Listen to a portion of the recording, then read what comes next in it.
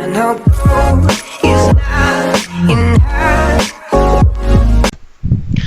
everyone, welcome to Stardust Academy. ഞാൻ റോഷ്ന. ഇന്ന് നമ്മൾ ഡിസ്കസ് ചെയ്യാൻ പോകുന്ന topic income from house property ആണ്. ഇൻകം ടാക്സിലെ സെക്കൻഡ് ഹെഡ് ആണ് ഇൻകം ഫ്രം ഹൗസ് പ്രോപ്പർട്ടി. അതിൽ കുറച്ച് ഇൻട്രൊഡക്ഷൻ പാർട്ടാണ് നമ്മൾ ഈ വീഡിയോയിൽ കൂടി ചെയ്യുന്നത്. ഇതിന്റെ പ്രോബ്ലം നമുക്ക് അടുത്ത വീഡിയോയിലൊക്കെ ഡിസ്കസ് ചെയ്യാം. അപ്പോൾ നമുക്ക് ക്ലാസ്സിലേക്ക് പോകാം. അപ്പോൾ നമുക്ക് ഫസ്റ്റ് ഇൻകം ടാക്സിലെ ഇൻകം ഫ്രം ഹൗസ് പ്രോപ്പർട്ടിയുടെ ചാർജിങ് സെക്ഷൻ ഏതാണെന്ന് നോക്കാം. ചാർജിങ് സെക്ഷൻ 22 ആണ്. ഈ സെക്ഷനിൽ മെയിൻ ആയിട്ട് 3 കാര്യങ്ങളാണ് പറയുന്നത്. അപ്പോൾ ഒന്ന് പറയുന്നത് property should consist of building or land appurtenant to. അപ്പോൾ പ്രോപ്പർട്ടി എന്ന് പറയുന്നത് ബിൽഡിംഗ് ആയിരിക്കണം, അതിന്റെ അനുബന്ധിച്ചുള്ള ലാൻഡും അതിന്റെ പാർട്ടായിട്ട് തന്നെ വരും. അപ്പോൾ പ്രോപ്പർട്ടി എന്ന് പറയുന്നത് മെയിൻലി ബിൽഡിംഗ് ആണ്. സെക്കൻഡ് പറയുന്നത് SSC should be the owner. ഇതിൽ SSC എന്ന് പറയുന്ന പേഴ്സൺ അതിന്റെ ഓണർ ആയിരിക്കണം, ഈ പ്രോപ്പർട്ടിയുടെ ഓണർ ആയിരിക്കണം. ഇപ്പൊ ഈ ഓണർ അല്ലാത്ത കേസിൽ നമുക്കിത് ഇൻകം ഫ്രം ഹൗസ് പ്രോപ്പർട്ടി എന്നുള്ള ഹെഡിലേക്ക് നമുക്ക് കാണിക്കാൻ പറ്റില്ല. ഫോർ എക്സാമ്പിൾ, ഒരു ഹൗസ് ഓണർ ഒരു ടെനന്റിന് അത് ലെറ്റ് ഔട്ട് ചെയ്യാണ് ആ പ്രോപ്പർട്ടി. ടെനന്റ് അതൊരു തേർഡ് പേഴ്സണ് ലെറ്റ് ഔട്ട് ചെയ്യുകയാണെങ്കിൽ അതിന് സബ്ലെറ്റിംഗ് എന്ന് പറയും. അപ്പൊ ഈ സബ്ലെറ്റിംഗ് നമുക്ക് ഇൻകം ഫ്രം ഹൗസ് പ്രോപ്പർട്ടിയിൽ കാണിക്കാൻ പറ്റില്ല. ഫസ്റ്റ് കാണിച്ച ആ ഒറിജിനൽ ഓണർ ലെറ്റ് ഔട്ട് ചെയ്യുന്നത് മാത്രമേ ഇൻകം ഫ്രം ഹൗസ് പ്രോപ്പർട്ടിയിൽ വരുള്ളൂ. സെക്കൻഡ് ആയിട്ടുള്ള ടെനന്റിന് റിസീവ് ചെയ്യുന്ന സബ്ലെറ്റിംഗിൽ കിട്ടുന്ന എന്ത് റെന്റ് ആയി കഴിഞ്ഞാലും ഇത് ഇൻകം ഫ്രം അതർ സോഴ്സിൽ മാത്രമേ നമുക്ക് കാണിക്കാൻ പറ്റുള്ളൂ. അപ്പൊ അവിടെ എന്തായാലും ഓണർഷിപ്പ് കമ്പൽസറി ആണ്. Second, the property should be one which is not use for own purpose. Own purpose എന്ന് ഇവിടെ ഉദ്ദേശിക്കുന്നത് ഓൺ ബിസിനസ് ഓർ പ്രൊഫഷൻ. ഇപ്പൊ നമ്മുടെ ബിൽഡിങ്ങിൽ നമ്മൾ തന്നെ അവിടെ ഒരു ബിസിനസ് നടത്തുവാണെങ്കിൽ അതിനെ നമുക്ക് ഇൻകം ഫ്രം ഹൗസ് പ്രോപ്പർട്ടിയിൽ കാണിക്കാൻ പറ്റില്ല, അത് വേറെ ഹെഡിലാണ് നമ്മൾ കാണിക്കുന്നത്. അപ്പൊ 3 കാര്യങ്ങൾ മെയിൻ ആയിട്ട് ഒരു ഇൻകം നമ്മുടെ ഹൗസ് പ്രോപ്പർട്ടി ഹെഡിൽ കാണിക്കാനുള്ള 3 ബേസിക് ആയിട്ടുള്ള കാര്യങ്ങൾ ഇതൊക്കെയാണ്. ഇതുകൂടാതെ കുറച്ച് പോയിന്റ്സ് കൂടി നമുക്ക് നോട്ട് ചെയ്യാനുണ്ട്. അതിൽ ഫസ്റ്റ് പോയിന്റ് എന്ന് പറയുന്നത് building may be of any type. ഏത് ടൈപ്പ് ഓഫ് ബിൽഡിംഗ് ആയാലും കുഴപ്പമില്ല. റെസിഡൻഷ്യൽ ആവാം, ഓഡിറ്റോറിയം ആവാം, ഓഫീസ് ബിൽഡിംഗ് ആവാം, വെയർഹൗസ് ആവാം, എന്ത് വേണേലും ആവാം ബിൽഡിംഗ് എന്നുള്ള ഡെഫിനിഷനിൽ വരുന്നത്. സെക്കൻഡ് പറയുന്നത് temporary hutment is taxable under the head income from other source. Temporary hutments എന്ന് വെച്ചാൽ ടെമ്പററി ആയിട്ട് നമ്മൾ കെട്ടി വെച്ചിട്ടുള്ള എന്തെങ്കിലും കാര്യങ്ങൾ. ഇപ്പൊ എക്സിബിഷനൊക്കെ വേണ്ടി നമ്മൾ ടെമ്പററി ആയിട്ട് കെട്ടുന്ന കാര്യങ്ങളില്ലേ, അതൊക്കെയാണ് ടെമ്പററി ഹട്ട്മെന്റ് എന്ന് പറയുന്നത്. അത് ഇൻകം ഫ്രം ഹൗസ് പ്രോപ്പർട്ടിയിൽ നമുക്ക് കാണിക്കാൻ പറ്റില്ല, ഇൻകം ഫ്രം അതർ സോഴ്സിൽ മാത്രമേ കാണിക്കാൻ പറ്റുള്ളൂ. നെക്സ്റ്റ്, കോമ്പസിറ്റ് ലെറ്റിംഗ് എന്നൊരു കാര്യമുണ്ട്. കോമ്പസിറ്റ് ലെറ്റിംഗ് ടേം പറയുന്നത് നമ്മൾ ആ ഹൗസ് പ്രോപ്പർട്ടി അല്ലെങ്കിൽ ആ പ്രോപ്പർട്ടിയുടെ കൂടെ വേറെ ചില കാര്യങ്ങൾ ഒരുമിച്ച് ലെറ്റ് ഔട്ട് ചെയ്യാണ്. വേറെ ചില കാര്യങ്ങൾ എന്ന് പറയുന്നത് ഫേർണിച്ചർ, മെഷീനറി, അതിനുകൂടെ പ്ലാന്റ്, ഇതൊക്കെ നമ്മൾ ഒന്നിച്ച് ലെറ്റ് ഔട്ട് ചെയ്യാണ്. അതിന്റെ ഒരുമിച്ചാണ് നമ്മൾ പൈസ വാങ്ങിക്കുന്നതെങ്കിൽ അപ്പൊ നമുക്ക് റെന്റ് എന്ന് പറഞ്ഞ് കാണിക്കാനുള്ള സെപ്പറേറ്റ് ചെയ്യാൻ അതിന് പറ്റില്ല. അതാണ് കോമ്പസിറ്റ് ലെറ്റിങ്ങിന്റെ പ്രശ്നം. അപ്പൊ അങ്ങനെയാണെങ്കിൽ അത് നമുക്ക് ഇൻകം ഫ്രം ഹൗസ് പ്രോപ്പർട്ടിയിൽ കാണിക്കാൻ ബുദ്ധിമുട്ടാണ്. അപ്പൊ നമ്മളത് ഇൻകം ഫ്രം അതർ സോഴ്സിൽ മാത്രമേ കാണിക്കുള്ളൂ. Next, rental income from staff quarters to own employees. ആ ബിസിനസിന്റെ സ്വന്തം എംപ്ലോയീസിന് താമസിക്കാൻ വേണ്ടി വെച്ചേക്കണ സ്റ്റാഫ് ക്വാർട്ടേഴ്സിൽ ആ എംപ്ലോയീസ് തരുന്ന റെന്റ്, ആ റെന്റ് നമ്മൾ ഇൻകം ഫ്രം ഹൗസ് പ്രോപ്പർട്ടിയിലല്ല കാണിക്കുന്നത്, ഇൻകം ഫ്രം ബിസിനസ്സിലാണ്. അപ്പൊ ഇത്രയും പോയിന്റ്സ് ആദ്യം ഒന്ന് നോട്ട് ചെയ്ത് വെക്കാം. ഇനി നമുക്ക് നോക്കാം എന്താണ് deemed ownership of A property എന്ന് പറയുന്നത്.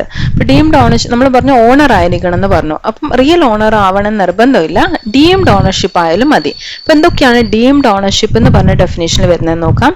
First one, transfer to spouse otherwise than for adequate consideration.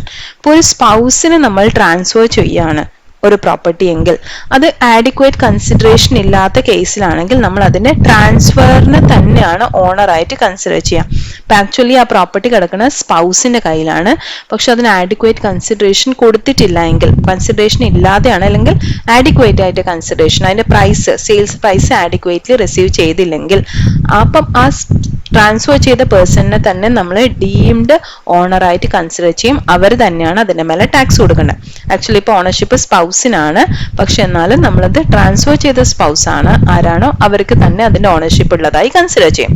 Next, transfer to minor otherwise than for adequate consideration. നമ്മൾ സ്പൗസിന്റെ കേസ് പറഞ്ഞതുപോലെ തന്നെ മൈനറിന്റെ പേരിലേക്ക് ഒരു പ്രോപ്പർട്ടി നമ്മൾ ട്രാൻസ്ഫർ ചെയ്യാണ്, പക്ഷെ ആ ട്രാൻസ്ഫർ ചെയ്ത് വിത്തൗട്ട് ആഡിക്വേറ്റ് കൺസിഡറേഷൻ ആണെങ്കിൽ ആരാണോ ട്രാൻസ്ഫർ ചെയ്തത് അയാൾ തന്നെ ആയിരിക്കും അതിന്റെ ഡീംഡ് ഓണർ. തേർഡ് പറയുന്നത് a member of HUF holding an impartible estate of the family. ഇപ്പൊ ഒരു ഹൗസ് ഹിന്ദു അൺഡിവൈഡഡ് ഫാമിലിയുടെ ഒരു പ്രോപ്പർട്ടിയിൽ ഒരു മെമ്പറിന് ഒരു പ്രോപ്പർട്ടി അതിൽ കിടക്കുവാണ്, അത് അതിനെ സെപ്പറേറ്റ് ചെയ്യാൻ പറ്റാത്ത രീതിയിൽ കിടക്കുവാണെങ്കിൽ ആ മെമ്പറിനെ തന്നെ നമ്മൾ അതിന്റെ ഡീംഡ് ഓണർ ആയിട്ട് കൺസിഡർ ചെയ്യും. Next, a member of cooperative society, company or association of person to whom a property is allotted. ഒരു കോപ്പറേറ്റീവ് സൊസൈറ്റി അല്ലെങ്കിൽ അതുപോലെയുള്ള കമ്പനി, അസോസിയേഷൻ ആർക്കെങ്കിലും ഒരു പ്രോപ്പർട്ടി അലോട്ട് ചെയ്തിട്ടുണ്ടെങ്കിൽ it shall be deemed as the owner of the property. ആ പേഴ്സണെ തന്നെ നമ്മൾ ആ ഓണർ ഓഫ് ദ പ്രോപ്പർട്ടി ആയിട്ട് കൺസിഡർ ചെയ്യും. പക്ഷേ ചിലപ്പം അത് അതിന്റെ ഓണർഷിപ്പ് കോപ്പറേറ്റീവ് സൊസൈറ്റിയുടെ കയ്യിൽ തന്നെ ആയിരിക്കാം. മെമ്പറിന് ജസ്റ്റ് അലോട്ട് ചെയ്തെന്ന് മാത്രമേ ഉണ്ടാവുള്ളൂ. ഓണർഷിപ്പ് ട്രാൻസ്ഫർ ചെയ്തില്ലെങ്കിൽ നമ്മൾ അതിന് ആക്ച്വലി ആ പേഴ്സണെ തന്നെ നമ്മൾ അതിന്റെ ഓണറായിട്ട് ഡീം ചെയ്യും. Next, disputed property. Disputed property എന്ന് പറഞ്ഞാൽ അതിന്റെ ഓണറിനെ ആക്ച്വലി തീരുമാനിച്ചില്ല, ഓണർഷിപ്പിന്റെ കാര്യത്തിൽ എന്തോ ഒരു ഡിസ്പ്യൂട്ട് കിടക്കുവാണെങ്കിൽ ഈ അസസിംഗ് ഓഫീസറിന്, ഇൻകം ടാക്സിന്റെ അസസിംഗ് ഓഫീസറിന് ഓണർഷിപ്പ് ഡിസൈഡ് ചെയ്യാനുള്ള അവകാശമുണ്ട്. കോർട്ടിൽ അത് ഡിസൈഡ് ചെയ്യുന്നത് വരെ അസസിംഗ് ഓഫീസർ ആരാണോ പറയുന്നത് അയാളായിരിക്കും ഡീംഡ് ഓണർ എന്ന് പറയുന്നത്. അപ്പൊ അയാൾക്കായിരിക്കും deemed ownership. Next, if the owner of the property become insolvent, owner insolvent ആവുകയാണെങ്കിൽ അതിന്റെ ഒഫീഷ്യൽ റിസീവർ ഓർ അസൈനിയെ നമുക്ക് അതിന്റെ ഡീംഡ് ഓണർ എന്ന് പറയാം ഇൻകം ടാക്സ് പേർപ്പസിന് വേണ്ടിയിട്ട്. ഇപ്പൊ ആക്ച്വൽ ഓണർ ആ ഇൻസോൾവെന്റ് ആയ പേഴ്സൺ ആണ്, പക്ഷെ ഇൻസോൾവെന്റ് ആയതുകൊണ്ട് അതിന്റെ ഒഫീഷ്യൽ റിസീവറിനെ അല്ലെങ്കിൽ അസൈനിയെ നമുക്ക് ഓണർ ആയിട്ട് ഡീം ചെയ്യാൻ പറ്റും. Next, in case of co ownership or joint ownership. Co ഓണർഷിപ്പോ ജോയിന്റ് ഓണർഷിപ്പോ വരുവാണെങ്കിൽ അത് ശരിക്കും ആ ഓരോരാളുടെ ഷെയറിനനുസരിച്ചാണ് നമ്മൾ അത് ശരിക്കും അസസ് ചെയ്യേണ്ടത്. Share in the property of each member will be separately assessed എന്ന് പറഞ്ഞത്.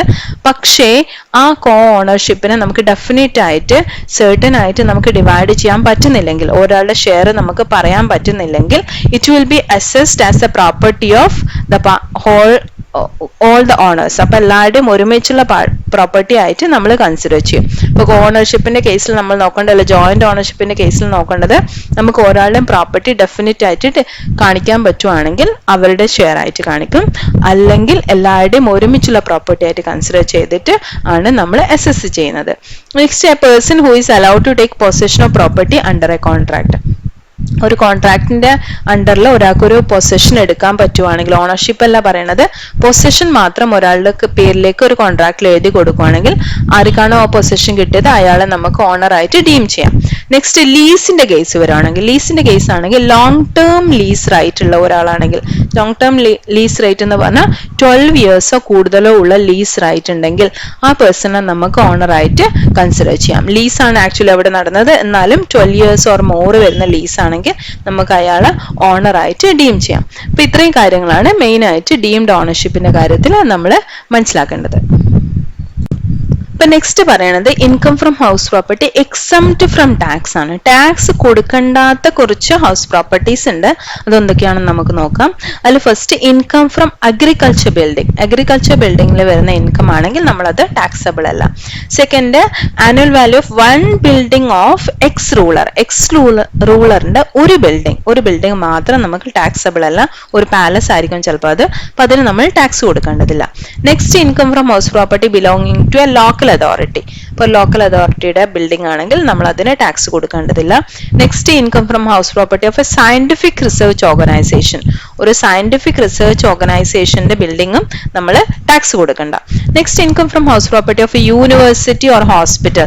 അപ്പൊ അതൊക്കെ നമ്മൾ വിത്തൗട്ട് പ്രോഫിറ്റ് മോട്ടീവ് എന്നുള്ള അസംഷനിൽ നമ്മൾ ഇതിനൊക്കെ യൂണിവേഴ്സിറ്റിക്കും അതുപോലെ ഹോസ്പിറ്റൽ അങ്ങനത്തെ ഓർഗനൈസേഷൻസിനും ടാക്സ് കൊടുക്കണ്ട, അവരുടെ ബിൽഡിങ്ങിന് ടാക്സ് കൊടുക്കണ്ട.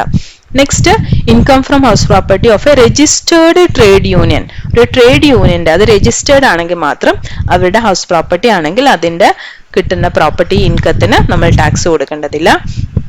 Next, income from house property held by a trust or charitable organisation. അപ്പൊ അങ്ങനെയുള്ളവരുടെയും ടാക്സബിൾ അല്ല. Next, income from house property held by a political party. Registered ആയിരിക്കണം, അങ്ങനെയുള്ള പൊളിറ്റിക്കൽ പാർട്ടീസിന്റെ ബിൽഡിങ്ങിന് ടാക്സബിൾ അല്ല. Next, income from house property held by an assessee for own business or profession. അപ്പൊ അത് ടാക്സബിൾ അല്ല. ഓൺ ബിസിനസ് ഓർ പ്രൊഫഷൻ ആണെങ്കിൽ അത് നമ്മൾ ആ ബിസിനസിന്റെ അക്കൗണ്ട്സിലേക്ക് മാത്രമേ കാണിക്കുള്ളൂ. അത് നമ്മൾ ബിസിനസ് ഓർ പ്രൊഫഷൻ എന്നുള്ള ഹെഡിലാണ് കാണിക്കുന്നത്. Next income from self occupied house. Self occupied house ശരിക്കും പറഞ്ഞു കഴിഞ്ഞാൽ ഒരു ഹൗസ് മാത്രമാണ് എക്സംപ്റ്റഡ് ആയിട്ട് ടാക്സബിൾ അല്ലാത്ത. പക്ഷേ ഈ പ്രാവശ്യം 2019-20 മുതൽ വിത്ത് എഫക്ട് ഫ്രം 2019-20 രണ്ട് ഹൗസിനെ നമുക്ക് സെൽഫ് ഒക്യുപ്പൈഡ് ആയിട്ട് ഓപ്റ്റ് ചെയ്യാം എന്നാണ് പറയുന്നത്. ഇപ്പൊ രണ്ട് ഹൗസിന് നമ്മൾ ടാക്സബിൾ അല്ല. നെക്സ്റ്റ് ഒരു മ്യൂച്വൽ കൺസേൺ അല്ലെങ്കിൽ ക്ലബിന്റെ ഒരു പ്രോപ്പർട്ടി ആണെങ്കിൽ അതും ടാക്സബിൾ അല്ല. അപ്പൊ ഇത്രയാണ് എക്സംപ്റ്റ് ഫ്രം ടാക്സ്. ഇത്രയും പ്രോപ്പർട്ടീസിന്റെ മേലുള്ള ഇൻകത്തിന് നമ്മൾ ടാക്സ് ചാർജ് ചെയ്യുന്നതല്ല. ഇനി നെക്സ്റ്റ് നമുക്ക് നോക്കാം ടൈപ്സ് ഓഫ് റെന്റൽ വാല്യൂസ്. നമ്മൾ റെന്റ് എന്ന് പറയുമ്പം ഈ ഇൻകം ടാക്സ് പേർപ്പസിന് നമ്മൾ പല ടൈപ്പ് ഓഫ് റെന്റ് ഉണ്ട്. അതിൽ ഫസ്റ്റ് വരുന്നതാണ് ആക്ച്വൽ റെന്റ്. ഇതാണ് നമ്മൾക്കൊക്കെ അറിയാവുന്ന ഒരു റെന്റ് എന്ന് പറയുന്നത്. Actual rent is the rent which is actually received by the owner from the tenant. നമുക്ക് ആക്ച്വലി അറിയാവുന്ന റെന്റ് ഇതാണ് അല്ലെ. നമ്മൾ നോർമലി റെന്റ് എന്ന് പറയുന്ന സംഭവമാണ് ഇത്. ഒരു ടെനന്റിന്റെ കയ്യിൽ നിന്ന് ഹൗസ് ഓണറിന് റിസീവ് ചെയ്യുന്ന എമൗണ്ട്, അതാണ് ആക്ച്വൽ റെന്റ് എന്ന് പറയുന്നത്. നെക്സ്റ്റ് സ്റ്റാൻഡേർഡ് റെന്റ് എന്നൊരു ടേം ഉണ്ട്. സ്റ്റാൻഡേർഡ് റെന്റ് എന്ന് പറഞ്ഞു കഴിഞ്ഞാൽ it is the rent fixed under rent control act. Rent control act പ്രകാരം ഗവൺമെന്റ് ഫിക്സ് ചെയ്യുന്ന ഒരു റെന്റ് ആണ് സ്റ്റാൻഡേർഡ് റെന്റ് എന്ന് പറയുന്നത്. ഇനി നെക്സ്റ്റ് നോക്കാം municipal valuation or municipal rental value എന്നും കൂടി പറയാം ഇതിന്. ഇത് ആക്ച്വലി മുനിസിപ്പാലിറ്റി ഫിക്സ് ചെയ്യുന്ന ഒരു റേറ്റ് ആണ്. മുനിസിപ്പാലിറ്റി പറയുന്നത് ഇതിന്റെ റെന്റ് ഏകദേശം ഇത്രയാണ്. അതെന്തിനാ ഫിക്സ് ചെയ്യുന്നതെന്ന് പറഞ്ഞു കഴിഞ്ഞാൽ അതിന് മേലെ മുനിസിപ്പൽ ടാക്സ് ചാർജ് ചെയ്യാൻ വേണ്ടിയാണ് മുനിസിപ്പാലിറ്റി ഒരു വാല്യൂ ഇടുന്നത്. ഇതാണ് മുനിസിപ്പൽ വാല്യുവേഷൻ എന്ന് പറയുന്നത്. Next fair rental value. Fair rental value എന്ന് പറഞ്ഞാൽ ആ ഭാഗത്ത് ആ ഏരിയയിൽ കിടക്കുന്ന അതുപോലെയുള്ള മറ്റു ബിൽഡിങ്ങുകൾക്ക് എത്രയാണോ റെന്റ് ഉള്ളത് അതിനനുസരിച്ച് നമ്മൾ തീരുമാനിക്കുന്ന ഒരു റെന്റൽ വാല്യൂ ആണ് ഫെയർ റെന്റൽ വാല്യൂ എന്ന് പറഞ്ഞാൽ. For example fair rental value എന്ന് നമുക്ക് പറഞ്ഞു കഴിഞ്ഞാൽ it is A rent which the house property may get. ആ ഏരിയയിൽ ആ പ്രോപ്പർട്ടിക്ക് കിട്ടാവുന്ന ഒരു റെന്റ്, ഫെയർ ആയിട്ട് കിട്ടാവുന്ന റെന്റ്. അപ്പോൾ നമ്മൾ കാൽക്കുലേറ്റ് ചെയ്യുന്നത് അതിന്റെ പരിസരത്ത് കിടക്കുന്ന സിമിലർ ടൈപ്പ് ഓഫ് ബിൽഡിംഗ് ഏതൊക്കെയാണോ സെയിം ലൊക്കാലിറ്റി കിടക്കുന്നത് അതിന് എത്രയാണോ റെന്റ് ആക്ച്വലി കിട്ടിക്കൊണ്ടിരിക്കുന്നത് അതിനനുസരിച്ചിട്ടാണ് നമ്മൾ ഫെയർ റെന്റ് വാല്യൂ കാൽക്കുലേറ്റ് ചെയ്യുന്നത്. Next expected rental value. Expected rental value എന്ന് പറഞ്ഞു കഴിഞ്ഞാൽ ഇറ്റ് ഈസ് ഡിറൈവ്ഡ് വാല്യൂ ആണ് based on standard rent, municipal valuation and fair rent value. ഇതിന്റെ മൂന്നിന്റെയും ബേസിൽ നമ്മൾ കാൽക്കുലേറ്റ് ചെയ്യണം. അപ്പൊ എക്സ്പെക്റ്റഡ് റെന്റൽ വാല്യൂ എന്ന് കാൽക്കുലേറ്റ് ചെയ്യണമെങ്കിൽ ആദ്യം മുനിസിപ്പൽ റെന്റൽ വാല്യൂ നമ്മൾ കമ്പയർ ചെയ്യാം ഫെയർ റെന്റ് വാല്യൂ ആയിട്ട്. അതിൽ ഏതാണ് ഹയർ എന്ന് നോക്കും. ആ ഹയർ സ്റ്റാൻഡേർഡ് റെന്റുമായിട്ട് കമ്പയർ ചെയ്യും. എന്നിട്ട് അതിലെ ലോവസ്റ്റ് വാല്യൂ ആണ് എക്സ്പെക്റ്റഡ് റെന്റൽ വാല്യൂ എന്ന് പറയുന്നത്. അപ്പൊ ഇത്രയാണ് നമ്മൾ ഇതിൽ യൂസ് ചെയ്യാൻ പോകുന്ന കുറച്ച് ടേംസ് എന്ന് പറയുന്നത്. അപ്പൊ ഇത് കൂടി കഴിഞ്ഞു കഴിഞ്ഞാൽ നമുക്കിനി പ്രോബ്ലം ചെയ്യണം. അപ്പൊ പ്രോബ്ലം ചെയ്യണമെങ്കിൽ ഇത്രയും കാര്യങ്ങൾ ആദ്യം മനസ്സിലാക്കി വെക്കാം. നെക്സ്റ്റ് വീഡിയോയിൽ നമുക്ക് അതിന്റെ പ്രോബ്ലം കൂടി ഡിസ്കസ് ചെയ്യാം. അപ്പൊ ഇതുവരെ എല്ലാവർക്കും മനസ്സിലായി എന്ന് വിശ്വസിക്കുന്നു. അപ്പൊ നമ്മൾ ഇന്ന് ഡിസ്കസ് ചെയ്തത് ഇൻകം ഫ്രം ഹൗസ് പ്രോപ്പർട്ടി ആണ്. അതിന്റെ ചാർജിങ് സെക്ഷൻ എന്താണെന്ന് നമ്മൾ പഠിച്ചു. പിന്നെ അതിന്റെ ഡീംഡ് ഓണർഷിപ്പ് എങ്ങനെയാണ് നമ്മൾ കൺസിഡർ ചെയ്യുന്നതെന്ന് നമ്മൾ പഠിച്ചു. നെക്സ്റ്റ് നമ്മൾ പറഞ്ഞു അതിൽ എന്തൊക്കെയാണ് എക്സംപ്റ്റഡ് ആയിട്ടുള്ള വാല്യൂസ്, ഏതൊക്കെ എക്സംപ്റ്റഡ് ആയിട്ടുള്ള ഇൻകംസ് ഉണ്ടെന്ന് നോക്കി ഹൗസ് പ്രോപ്പർട്ടിയിൽ, എന്ന് വെച്ചാൽ ഏതൊക്കെ ടൈപ്പ് ഓഫ് ബിൽഡിങ്ങിന്റെ മേലെ നമ്മൾ ടാക്സ് കൊടുക്കണ്ട, ഹൗസ് പ്രോപ്പർട്ടി ഹെഡിൽ ടാക്സ് കൊടുക്കണ്ട, അത് നമ്മൾ പഠിച്ചു. പിന്നെ ഇൻകം ടാക്സ് പെർപ്പസിന് നമ്മൾ യൂസ് ചെയ്യുന്ന റെന്റൽ വാല്യൂസിന്റെ കുറെ ടേംസ് ഉണ്ട്, അത് നമ്മൾ മനസ്സിലാക്കി. നെക്സ്റ്റ് വീഡിയോയിലേക്ക് നമുക്ക് പ്രോബ്ലം ചെയ്യാം. അപ്പൊ അതുവരെ ഹാപ്പി ലേണിംഗ്.